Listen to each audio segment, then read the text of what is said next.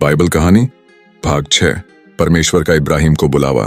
जब बाबेल से लोगों के बिखर जाने को बहुत समय बीत गया, तब राष्ट्र उठने लगे और पीढ़ी दर पीढ़ी गुजरती गई। उन्हीं में एक पुरुष था जिसका नाम अब्राम था, जो नूह के पुत्र शेम का वंशज था।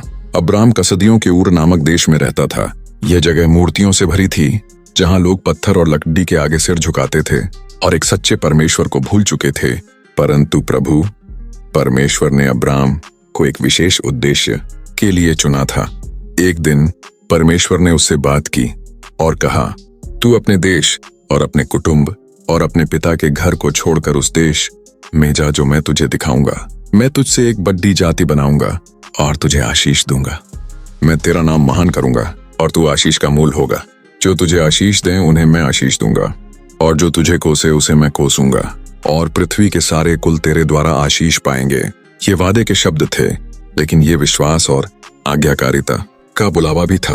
अब्राम नहीं जानता था कि वह देश कहाँ है और नहीं है कि आगे क्या खतरे हो सकते हैं। फिर भी उसने परमेश्वर की आवाज पर विश्वास किया। इस प्रकार अब्राम ने 75 वर्ष की उम्र में अपनी पत्नी सराय, अपने भतीजे लूत और अपनी सारी संपत्ति और सेवकों को लिया और कनान देश की ओर एक लंबी यात्रा शुरू की। यह यात्रा आसान नहीं थी। रेगिस्तान गर्म थे, रातें ठंडी थीं और रास्ते अनिश्चित थे, लेकिन कदम दर कदम अब्राम ने आज्ञा मानी। जब वह कनान में पहुंचा तो प्रभु ने उसे फिर दर्शन दिया और कहा, तेरे वंश को मैं यह देश दूंगा।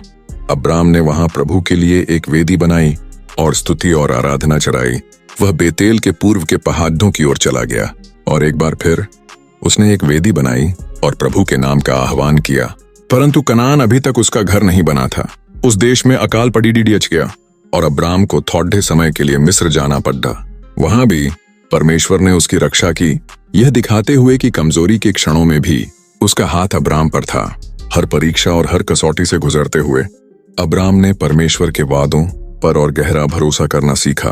परमेश्वर ने उसे न केवल एक नए देश के लिए बुलाया था, बल्कि विश्वास के एक नए जीवन के लिए बुलाया था। और इस प्रकार इब्राहिम की कहानी शुरू हुई। एक ऐसा व्यक्ति जो बहुत सी जातियों का पिता बनेगा और जिसके द्वारा उद्धार का परमेश्वर का वादा एक दिन मसीह यीशु में पूरा होगा। इब्राहिम का बुलावा हमें याद दिलाता है कि विश्वास का अर्थ है परमेश्वर पर तब भी भरोसा करना जब हम पूरा रास्ता नहीं देख पाते।